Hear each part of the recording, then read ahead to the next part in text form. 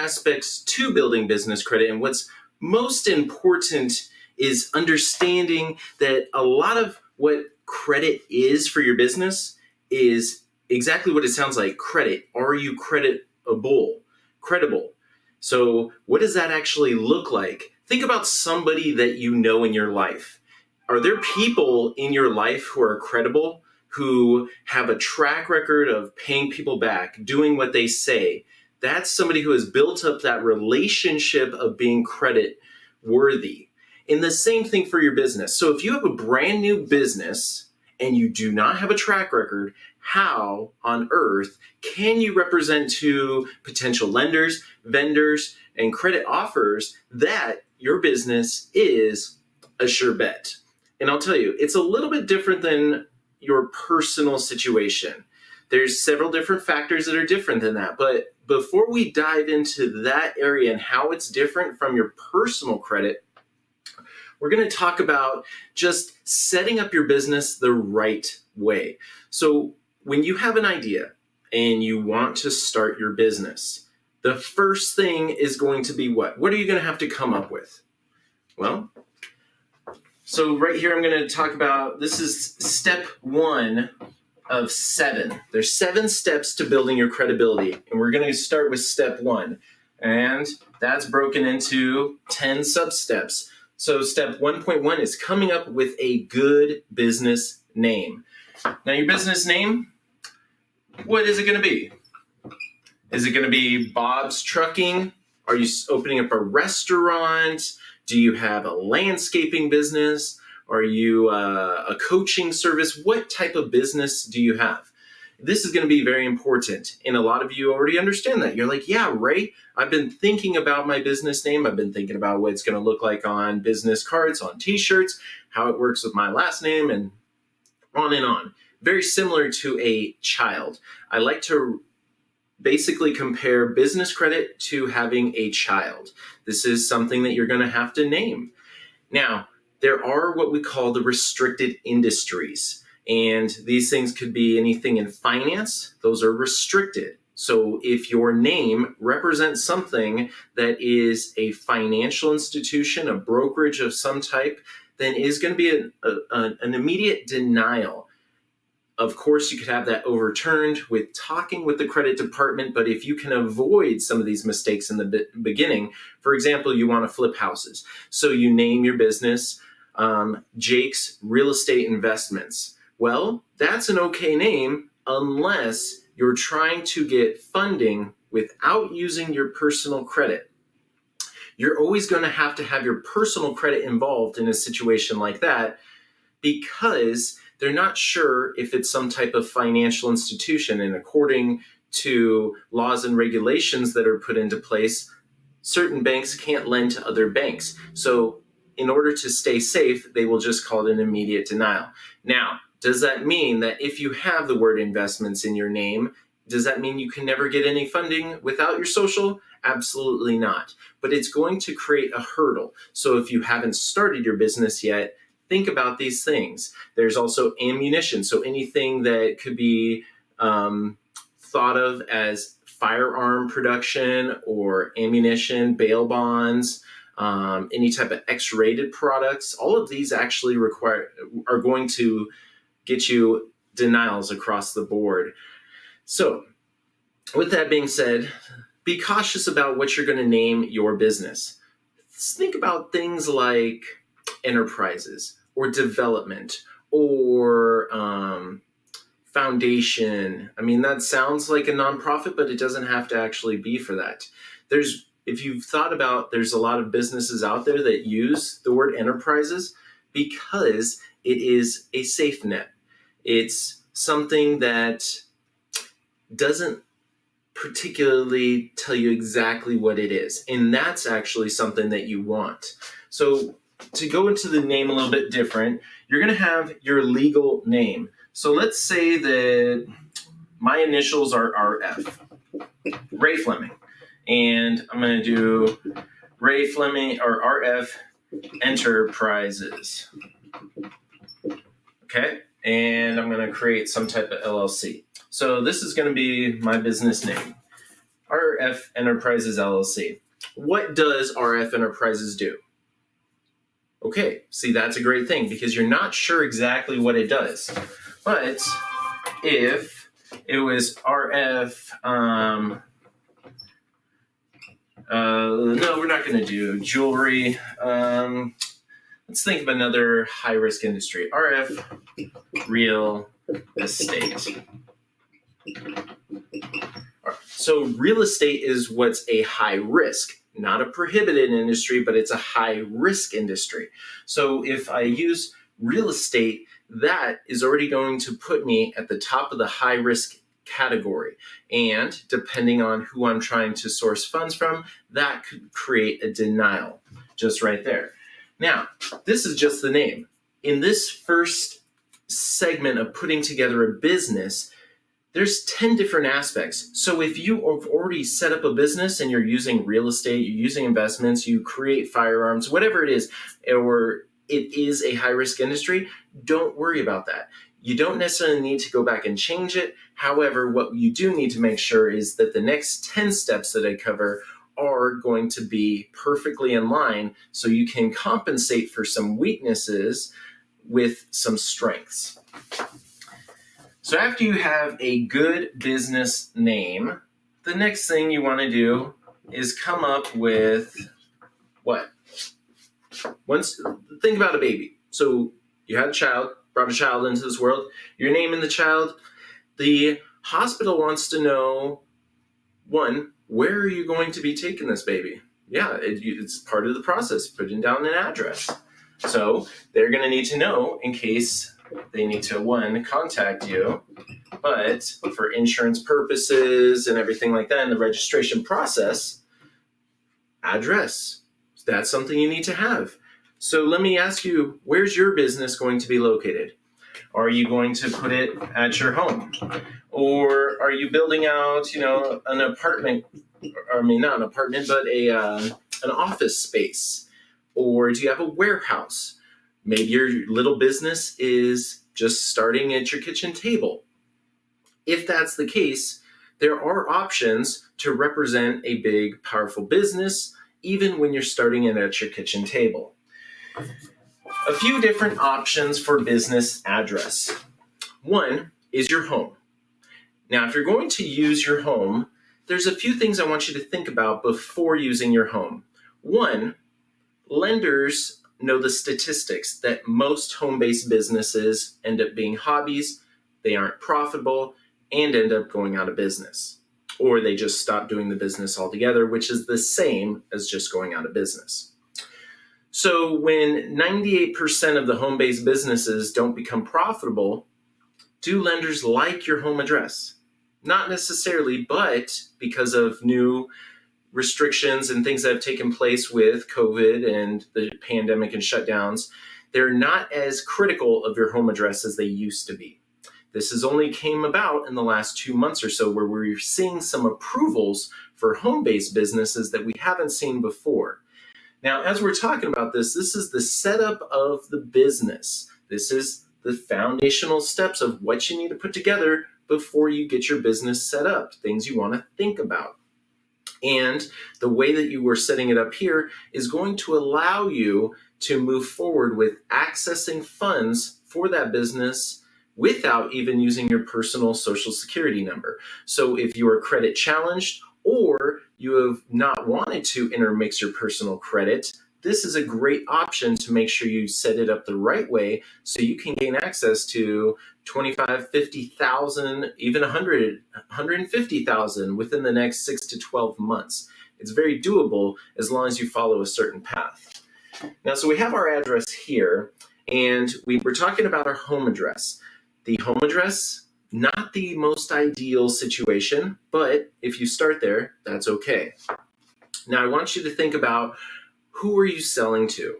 Because if you have a business, you have some type of client and you're going to have to sell in order to bring in revenue. Either you're bringing on new clients or you have a product, service, some goods. Now, are you using a website? If you have a website, you got to think about what address is going to be on there. Do you want your home address on that website? Do you want your home address on your Facebook page? Do you want your home address on the Google search that's going to come up?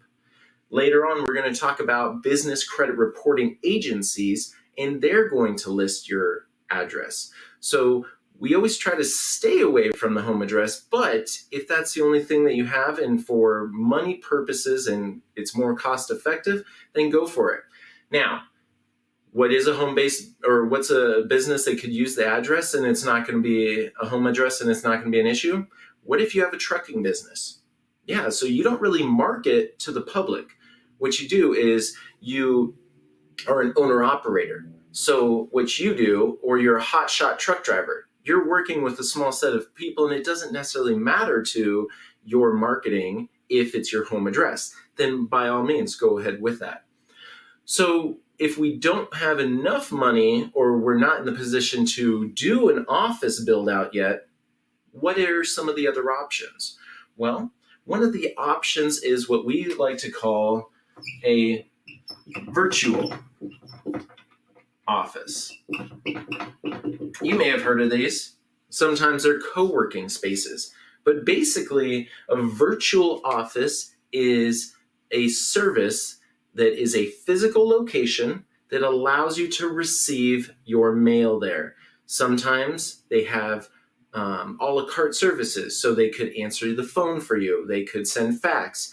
Many of these places have co-working space or individual office suites where you could rent them out to meet clients, either hourly, weekly, monthly. There's a lot of different availabilities with those. And given that some folks are homeschooling at this time, it's a little bit difficult many times to actually get work done with the kids at home. So renting out an office for a couple days out of a month can allow you that time and productivity to get some things done. And this virtual office address, I've seen them as cheap as about $30, but they go all the way up to $100, even $200, depending on what types of services you want. But all you pretty much need is an address where you're able to receive packages, where you're able to receive mail, and that you can have as your official business location. So after you figure out your business address, next, what are you going to want to do? Going into step 1.3, you're going to have to figure out entity. What type of entity are you going to set up? Are you going to set up a sole proprietorship? How hard is it to set up a sole proprietorship? Well, if I wanted to start a t-shirt company and I wanted to set it up as a sole proprietorship, all I have to do is say, I'm in business. That's all you have to do. Literally just stating I'm in business is a way to start a business. There's a lot of different types of businesses, and depending on what your goals are, maybe just saying I'm in business is the right place to start. I'm not always going to say that starting right out the gate with an LLC or an S Corp or a C Corp is the way to go, because I don't know what your situation is. You may not need a lot of funds for your business. You may have just a service or a coaching or a consulting that doesn't require a lot of out of pocket expense. So in that case, there's some other options, but what we're specifically talking about is setting up a business so you can get access to funds. If you need $25, $50, $100, $150,000, and over the next few years you're going to be looking at $300,000, $400,000, $500,000 loans, then this is the process you're going to want to go. So this is for expanding, getting bigger. Like we mentioned earlier, a trucking business, that's going to require some money. If you wanted to get into some type of product that's being manufactured, okay, that's going to require money. For the tooling, or the ordering, the manufacturing, if you're doing it overseas or if you're doing it in country, however you're doing it, small batch can usually be pretty expensive. But I mean, if you're going to be ordering a couple 100,000 units, whatever it is, you got to be thinking about how you're going to structure yourself. Now, I am not an attorney. I always recommend that you get with a CPA attorney to make sure that the entity in which you're going to be setting up is right for you. But In order to build business credit, you're going to need to create a separate business entity from yourself. A sole proprietorship is always going to require your personal guarantee. Something that you can actually build credit without using your social is an LLC. Or there's S corporations. Or there are C corporations.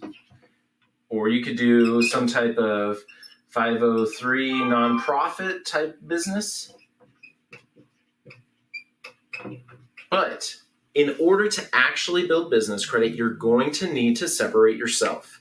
And the reason that you separate with a business entity, one, so you can eventually not be on the hook for that business.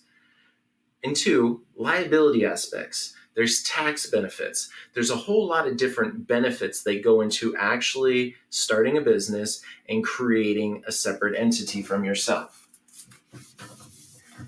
Now, after you figure out what type of entity you're going to set up, I always recommend you use an attorney. Depends on your situation, but you can never go wrong with using an attorney for what you're needing to do. If you're going to be filing your business with some type of filing service, that is also another great way to go. I usually try to stay away from doing it myself. However, I do understand if you're starting your business and you're really focusing on where's the biggest impact for the money that you have, then you may have to do that. Just need to be really cautious about what types of public filings are needed to make sure that your corporate veil stays in place. Because setting up a business and not having proper things in place like annual minutes or the public notices, those weaken the corporate structure. And if something were to happen and you were facing litigation, it doesn't take a genius attorney to be able to pierce through that veil. So we want to be cautious about doing a lot of these things on our own. However, if you have to, then go for it. All right, so this is going to be part of the setup if somebody's doing it for you. But if you are doing it yourself, you're going to also want to make sure that you get an EIN number. The EIN number, this is your employer identification number. It works very similar to your personal social security number. It is your tax ID. This is the number that you are going to register with the IRS. You could do this yourself by going to the IRS's website and applying for your EIN number there. You're going to need this as you move into doing business because the EIN number is what is going to be linked to the credit score that we are building. Going through the setup process is the way to set your business up if you're going to be looking for funds, regardless if you're using your social security number to get funds or you're getting funds with just the business credit itself. You need an EIN number because that's what's going to be tracking things. So once you have your EIN number, then you're going to be able to do other things. For example, as we're going to talk about in a little bit, your EIN number is going to be required with any account you set up. It's going to be required with your merchant accounts. It's going to be required with your bank accounts. It's going to be required when you do tax filings. It's going to be required if you're doing 1099s. It is just the number that you are going to need when you are doing business.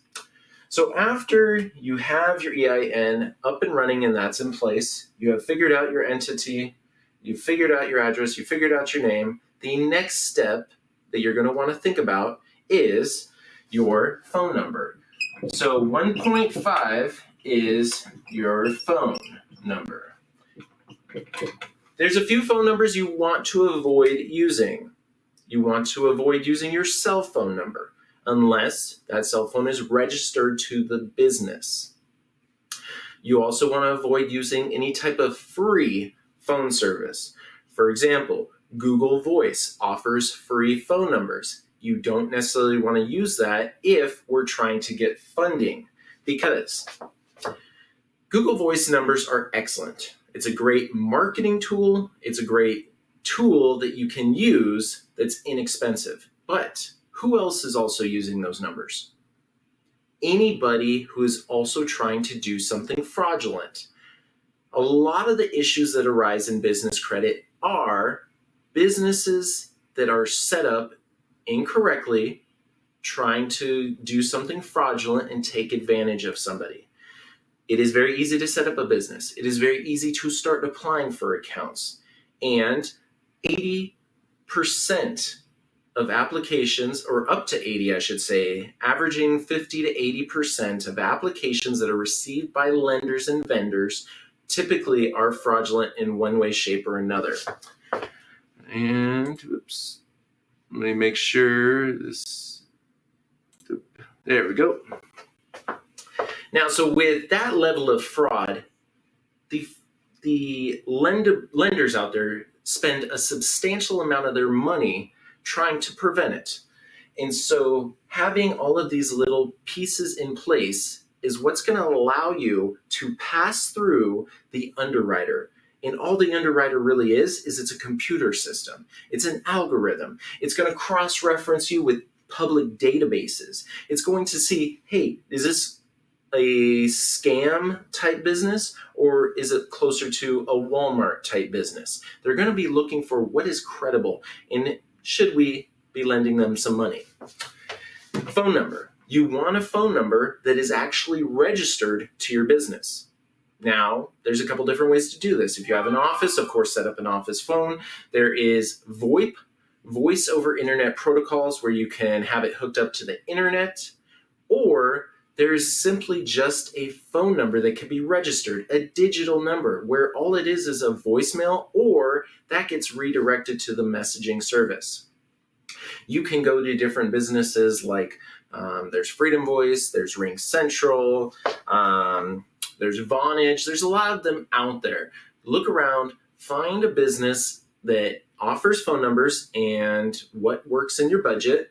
You know, the cheapest is typically around $10 a month, but being able to register that number and also make it a local number. So key there, local phone number that can be registered to your business so you can register that number. Let me say that again. A number that is local that you can register for your business so your business can register its phone number. Your business is going to need to register its number with the National 411 directory. Now, the 411, we used to dial 411 from a home phone about 20 years ago when everybody had home phones, just simply, or maybe even 30 years ago now. Too lazy to get the phone book out because we didn't have Google. So dialing 411, you could get operator assistance, and it cost about 75 cents. I think it costs a lot more now if you try to do it today. But the National 411, we talked about fraud. Fraudulent companies are not going to spend the time to make sure that they're in the national directory. But you will, because you are setting up a credible business. Making sure that you're in the National 411 is going to allow your account to be approved. And for many accounts, it's a requirement. And if you are not listed, they're going to consider your business still in the startup phase, or it's going to be labeled as unestablished, an unestablished entity. That is not something that you want to be labeled as, because that's the nice way of saying we don't trust you. And you want to be trustworthy. You want to have a business that is trustworthy, a business that can stand on its own, and a business that looks like it can stand on its own on paper, because that's what's going to matter. Like we said, the amount of applications out there, the amount of fraud, it's not somebody who's cross-referencing this stuff. It's a computer algorithm, and everything under $150,000, when they say it goes to underwriting, it goes through a computer check. They're going to check LexisNexis. They're going to do the check system. They're going to be going through Dun & Bradstreet. They're going to be going business to Equifax, business to Experian. They're going to be going through all these different systems. Your corporate commission, the Secretary of State, the IRS, the licensing authorities, your state tax board. They're going to be checking all of this, any public data. It's amazing what information is out there. And if something doesn't line up, boom, unestablished entity. They're going to say, oh, not enough time in business, because they know if your business has been in business for enough time, you would already have it set up. After you get your phone number and you get that local number set up in the 411, the national 411 directory, also think about getting an 800 number. It's a huge level of credibility. I got my wallet here. So in my wallet, I pull out, let's see, okay, no, I don't want to pull out, these are all business credit cards and debit cards and stuff like that. Yeah, we'll just cover it up. Okay, so we got a business card. When was the last time you saw any bank card or any business card or anything like that that didn't have an 800 number? Everybody today has free long distance. So why are we still using 800 numbers? 800 numbers was a thing with payphones and when people actually had to pay for long distance. Not a thing anymore. However, as lenders are old school, they like credibility. And I'll tell you what, your clients are going to like your 800 number. Any reputable business, if you think about Walmart, if you think about, Amazon's not a good option because, you have to go through their website to get somebody to call you. But regardless, they do have an 800 number. So think about getting one for yourself. And many times, those businesses that you set up for $10 a month can also get you an 800 number as well for the same price. So set that up, become credible, and move on to the next step. Step 1.6 in setting up a business on how to be fundable, how to be lendable, how to be credible with potential lenders so you can get funding without using your social security number. By going through this process that we're talking about today, you could get $25,000, $50,000, $150,000 without even using your social security number in as little as 6 to 12 months. It's powerful, powerful stuff. So all we're doing is we're going through step 1 of 7 different steps. So step 1.6 is your website. Oops. Are you going to need a website? Something you want to think about. But do you need a website to build business credit, to get access to different credit lines, vendor credit, fleet credit, store credit, all those different types of credit? Do you need a website? The answer is no. You do not need a website. However, your website can definitely help. One thing about your website is if you have it up and running, better make sure that that address that you used is on there. That phone number is on there. A way for you to be contacted is on there. Your business name, also the type of business that you say you're doing. So don't say that you do advertising, but then when they go to it, you're marketing fix and flip properties. That's going to be a conflict, and that's going to create some red flags there. Be true to what business entity you are with your website if you're going to use a website. Now, of course, does that mean that whatever your business is, and let's say it is an ad agency, does that mean you can't have rental properties in that company? Absolutely not. Just don't put it on your main website. Use a capture page. Do something else. That's okay. Because with your business name, you can always do a DBA. Who knows what a DBA is? RF Enterprises, doing business as Ray's Real Estate or Real Estate Deluxe. Go that route. But RF Enterprises is what's going to be on all those credit accounts, not Real Estate Deluxe Service. Okay? Think about that.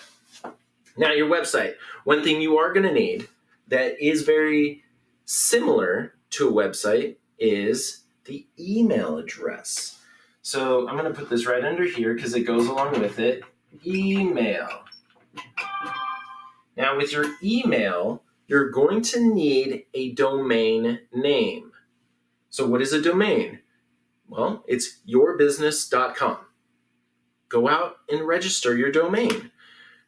You can get it for pretty inexpensive. There's a lot of services out there, less than $10 a year. You can get yourbusiness.com, whatever it is, rfenterprises.com. And if somebody's taken it, then come up with some abbreviations.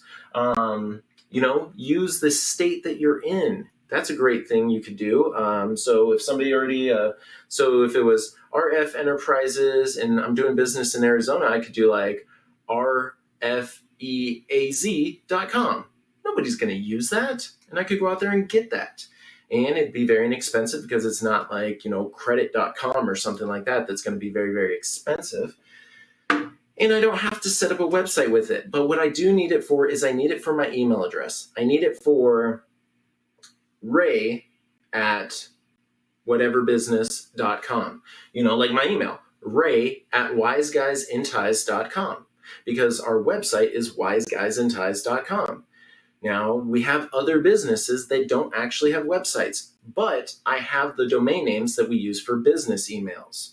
So the Fix and Flip business does not have a website that it is specifically designed around its business because, there's a lot of other types of marketing and things, but it's not advertising its name. I actually don't want people necessarily to know the name of that business because that just opens you up to different issues that we don't have time to talk about today.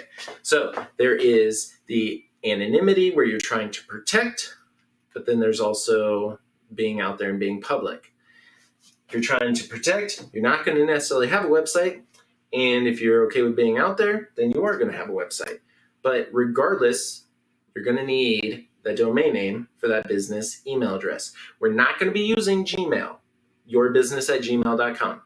That is okay if you want to use it for your calendar service or for some other type of logins. You want to use it for whatever. That's okay, but not for applying for accounts, not for any type of business relationship that is involving your financial institutions.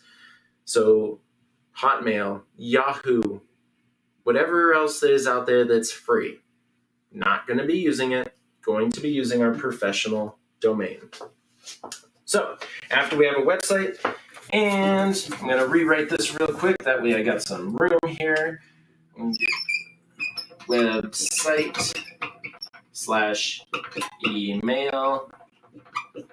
Next, we are going to want to move on to step 1.7, which 1.7 is going to be license. So a license is important. Are you going to need a selling license for the state that you live in? Most likely, yes. If you plan on doing revenue in a state, there's a very, very good chance that they have some type of tax license. It's really an ID number for the state so you can do business. Now, if you're in a state that doesn't really charge income tax, or we're not going to get into that whole issue, but I guarantee you there's some type of license that you most likely will need as a business. Now, this can work for you in one way. Having a license and having that proper license is a huge aspect of credibility, because we talked about how the underwriting computer is going to be cross-referencing your business. That license is going to show up, and that license is going to give you a huge boost in the limits that you receive, because when you go through the process of setting up your business this way, what you're doing is you're reducing the risk and you're increasing the credibility. And when you do that, you decrease the interest. So if you've wanted to save on interest, you need to have more credibility. Think about it in your personal life. Is somebody who has a 780 credit score going to pay the same level of interest as somebody who has a 580? No, they're not, because the person that's at a 780 is a lower risk. Following these steps, you're going to be a lower risk. Think about it. Go out there, and if you have some business cards, start rummaging through the business cards that you have. Who's using Gmail accounts? Who's using a professional domain? Who has 800 numbers? Who doesn't? Who's using cell phones? And you'll start to notice these things that Your normal customers don't know how to put it into words. They don't know how to clearly articulate, but they sense things. They sense things like, ooh, huge credibility. They see 800 numbers, they see websites, they see proper email addresses, they say, whoa, that's professional. And if you're trying to close a deal, think about closing a funding deal. You know, you're asking somebody for $100,000. You're asking a lender for $100,000. Who are they going to lend to? Are they going to lend to, I don't have a business entity, I have my cell phone, and I have a Google email account, versus I have an established entity, I have an 800 number, I have a professional business email address, I got an office location. Who's going to get the money? This is what it's going to come down to. Because of what's taking place, there's a lot of businesses that have shut down, but then there's also supposedly going to be more businesses that are birthed in the year 2020 than any other time in history, due to the fact that people are looking for something that is more in their control. Being a business owner is nothing less than amazing. It is hard, though. As you know, as I've heard Jeff Bezos, and I've heard Warren Buffett, and I've heard any of these successful folks that have literally grinded their way to success. One, they always say you need to be passionate about what you do. And so whatever it is, don't start a business just to start a business. Start a business because it's something that you enjoy and you love. You have to be passionate about it. You have to love it, because it's not always going to be beautiful. It's not always going to be pretty. So turn whatever it is you love to do into a business, and maybe it just starts as a way to fund your hobby, but eventually will roll into a bigger business. For example, let me tell you a little bit about my buddy Dan. Dan loves to go hunting, and he wanted to figure out how to actually just make his hunting trips a tax write-off. So what he did was he turned his hunting trips into an event. It's a business. His hunting trips, the same hunting trip that he went on every single year, he just ran a little bit differently. What did that look like? Well, he went with a group of 5 buddies. This year was going to be different. He was the one that received all the funds and then paid for everything that, like normal, there was always somebody that was designated to kind of make all the arrangements and everything like that. However, he put into the business first, and then the business paid for it. Turning in to, not only was that money that was received from other folks, but the money that he put into it, that all becomes a tax deduction because it's a business expense. It's, you're investing into a business. And then once he has that business up and running, well, guess what else? He needs a little place in his house to do business. And he sections off a little section of his house. So then he starts racking up more deductions. He has a regular job. So then those deductions start to fall over into his regular earned income. Now, I said I'm not a CPA, but work with a CPA who understands what you're trying to do. Well, he also needs a cell phone number, because how on earth is he supposed to organize a hunting trip without doing this? And then he gets a cell phone, and then he's got to get an email address, and he's got to get this, and he's got to get this, and he's got to get internet service, and he's got to get a computer, and he's got to get printer paper, and he's got to get paper towels and a coffee maker, and the list goes on and on. And then all of a sudden he's got to pay the kids to start cleaning up that home office. And before he knows it, he's got way more deductions, and that can start to tap into his regular W-2 earned income. And that is one of those secrets that the wealthy understand. It's not about not paying taxes. It's not about, oh, only $500 of income tax or whatever. Income tax is the easiest tax to bring down if you do it properly. Now, of course, just because somebody doesn't pay income tax, does that mean you're not going to be paying other taxes? Absolutely not. All those products and services are going to have tax. All, most likely, whatever location you're at, you're going to be paying property taxes. There's always tax. It just depends on what type of tax you want to pay.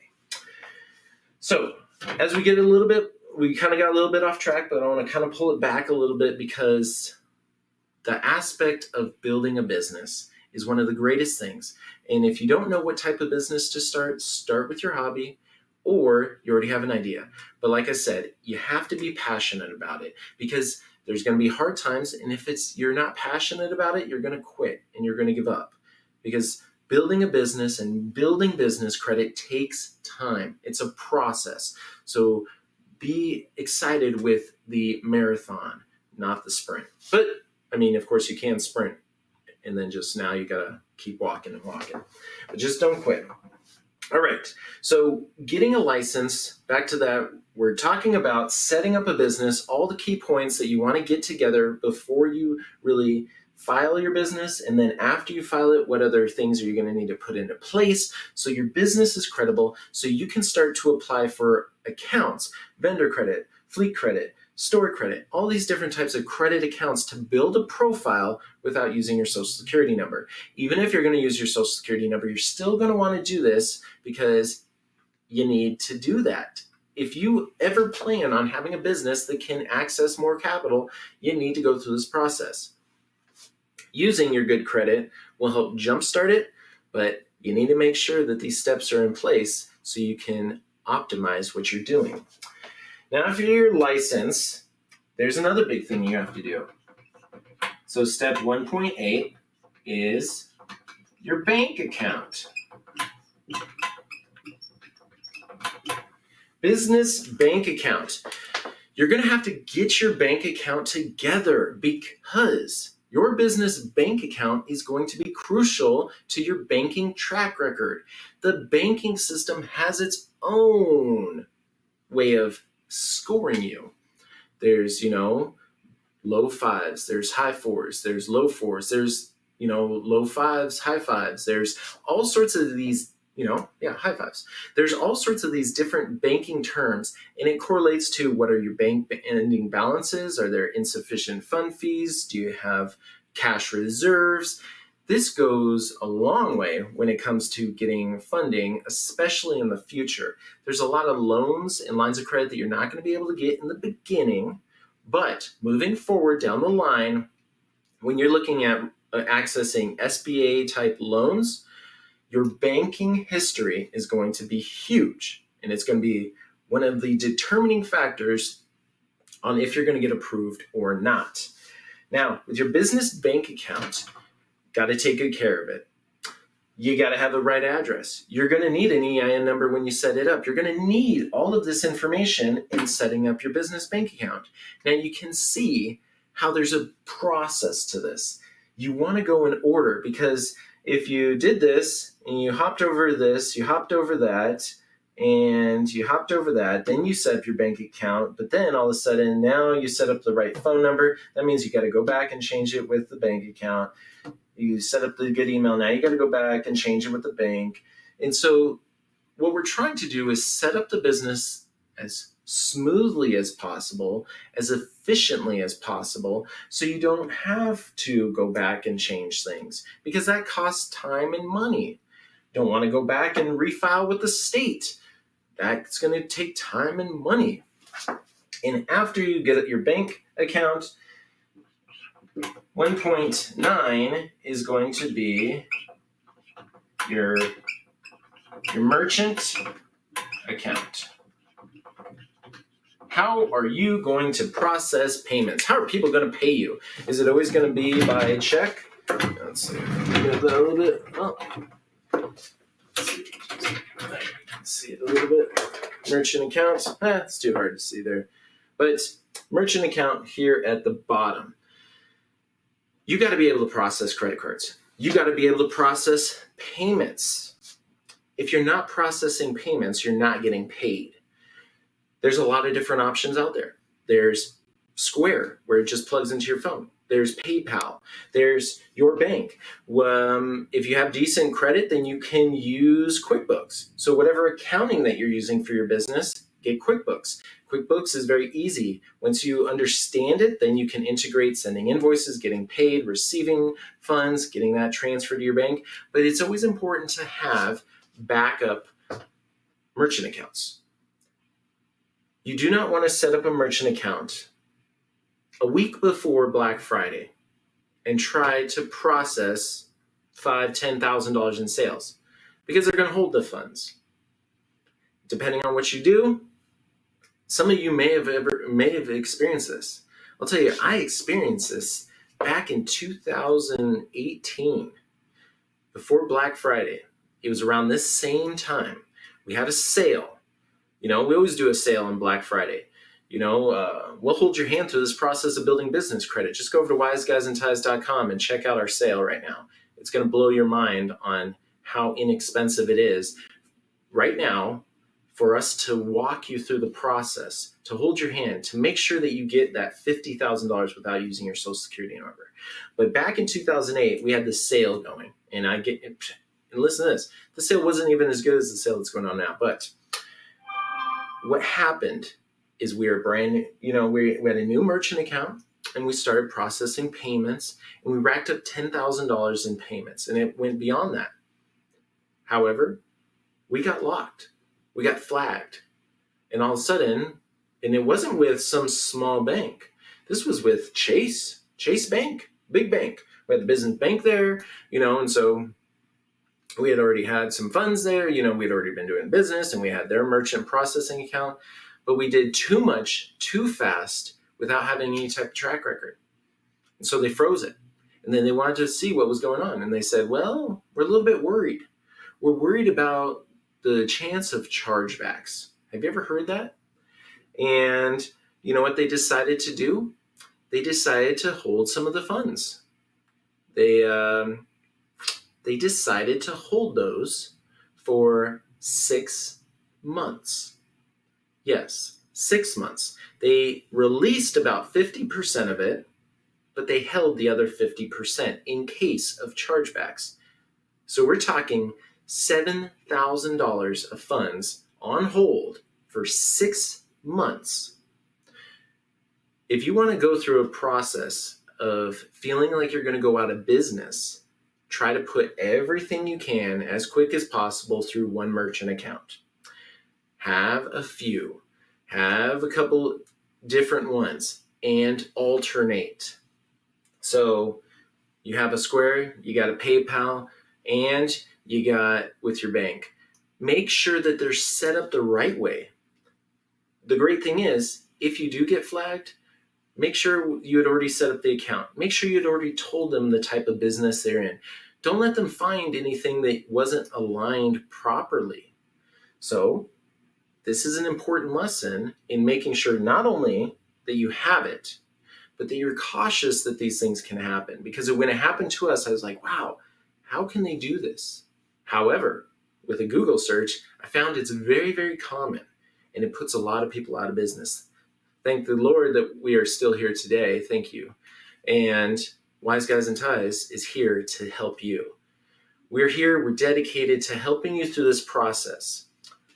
What we have talked about today is just step 1.1. There's 7 other steps that go into this. I'm not going to go into these in full detail today. Whoops. But I want to show you. Okay, let's rewrite this. How to build business credit. Now, of course, if you're watching this on TikTok, or if you're on Instagram, or if you're on Facebook, or if you're on YouTube, all of this would be recorded. Go over to our YouTube channel, Wise Guys and Ties on YouTube. Oh, and I'm not wearing a tie today, but that's okay. And you can see any of the recording. You can see all the other different trainings that we have. So make sure you like and subscribe so you can stay plugged in. Also, if you go over to wiseguysandties.com, you're going to be able to see not only our Black Friday special, we got books, we got audiobooks, we got some other great aspects, free ebooks for you to take advantage of, some articles and reviews, so you can see really how we hold your hand through the process of building business credit and making sure that that's right for you. Because I guarantee you, if you have a business or you want to start a business and you're going to need funds in the next few months, in the next year, then you're going to need to work with some professionals who are navigating this scenario. I'm telling you guys, it's changing weekly. It's changing daily. And it's craziness. So we're on top of it each and every day. Okay, what's changed today? What's happening this week? What do we need to do to make sure our clients are going to have the resources and the materials that they need to be successful in building their business credit? So we talked about today, step 1, which is the setup of your business. Step 2 is your business credit reports. Setting up your business credit reporting agencies, Dun & Bradstreet, Business Experian, Business Equifax, going through that process and making sure that you have the right reporting numbers. Dun & Bradstreet has their own unique identifier. It's called the DUNS number. You need to have that, and they're going to populate a Paydex once you have 3 accounts. Going through that and making sure that that's set up. Think about, a baseball game. If a pitcher is throwing to the batter, he wants a catcher there. Your reports are going to be there to catch it. We talk about babies and how business credit and setting up a business is similar to a baby coming into the world. That baby gets registered. It gets its little social security number. This is part of the process. Now, step 3. Anybody want to take a guess on what that is? That is setting up your first accounts. You're applying for the first round, anywhere from 3 to 6 accounts that don't require your social security number, you're going to apply for. After that, once you apply for 3 to 6 accounts, it usually takes anywhere from 30 to 90 days for those to show up on your business credit reports. So in step 4, this is checking the reports. Now, with our online platform, everything is integrated. So all you're doing is updating the system and keeping track. And then our team, which you have access to Monday through Friday, 9 a.m. to 5 p.m. Eastern time, give them a call, let them know, hey, what you're working on, what you need help with. If you got denied for an account, but you should have been approved, because we tell you which ones you're approved for, you just go through the shopping list, pick them out, and then we can help you solve this issue. We're going to help you look at the reports, make sure everything is reporting on there. All right. Then step 5, once we got accounts reporting, then we're going to apply for the second round of accounts, getting another 3 to 6 accounts approved on there. This is going to be Home Depot, Lowe's, Amazon.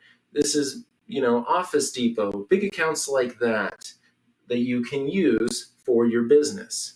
Now, these are store cards. These are gas cards. These are office supply accounts. These are not the Visas, the MasterCards yet. We're working our way there. There's a process to this. After we do this and we make sure that there's about 30 days for those to appear, then we move to step 6, which is we're going to apply for the third round of accounts. And then step 7 is you're going to apply and set up the 4th round of accounts, leading you to a point where you have 14 accounts reporting. We have built a track record. This is what's important. Most of those accounts are only going to require a $50 purchase every 12 months. Get that. That's it. But it is going to require some money. It's going to require making some purchases. I always recommend, getting things that you could use. Toilet paper, paper towels, paper, printers, ink, things that are already going to be necessary. Use it for your business. Lots of gas cards. Let's say you're a truck driver, you're driving around town, you use your card for anything. Get a fuel card. There you go. That's one great way to use your business credit. A tank of gas. Excellent. You're going to do it anyway, so use it to build your business credit.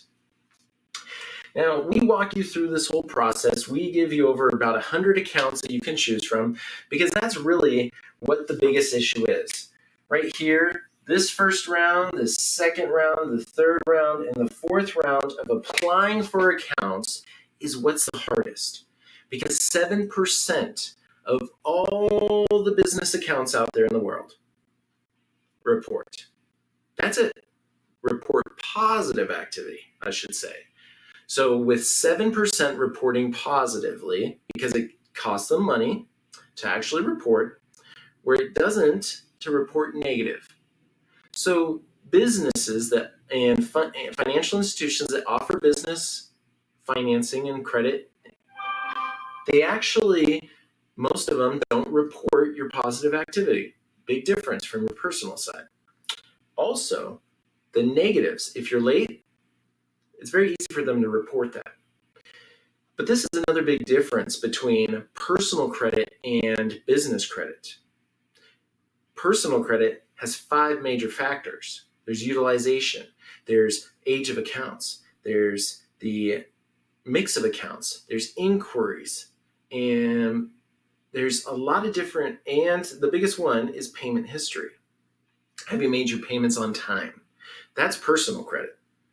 How many are in business credit? Just one. Payment history. That's it.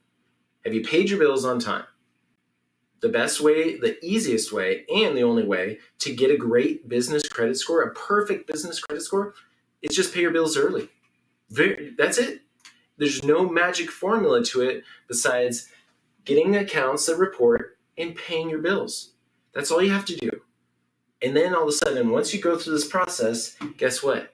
Now you're going to be able to get approved. Visas, MasterCards, American Expresses. That's the process. Get 14 accounts reporting on all 3 major bureaus, Dun & Bradstreet, Business Equifax, and Equifax Small Business. That's all you got to do, and you won't have to use your personal credit. Now, if you use your personal credit, guess what? You could get 5 to 8 business credit cards like that if you have over a 680 credit score and low utilization. We can help you do that. Within 2 weeks or so, we can get you approved for anywhere from 5 to 8 credit cards using your good personal credit. And that takes you halfway there. Now just get a couple, get Home Depot, Lowe's, Amazon, a couple gas cards, boom, you're done.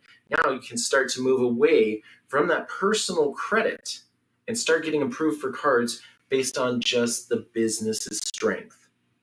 We walk folks through this process. When you start working with the Wise Guys in Ties, you get access to our team. You get access to our online platform. We work with you for up to 5 years on accessing the business funding that you need because we know that this takes time. It's not something that can be done right away.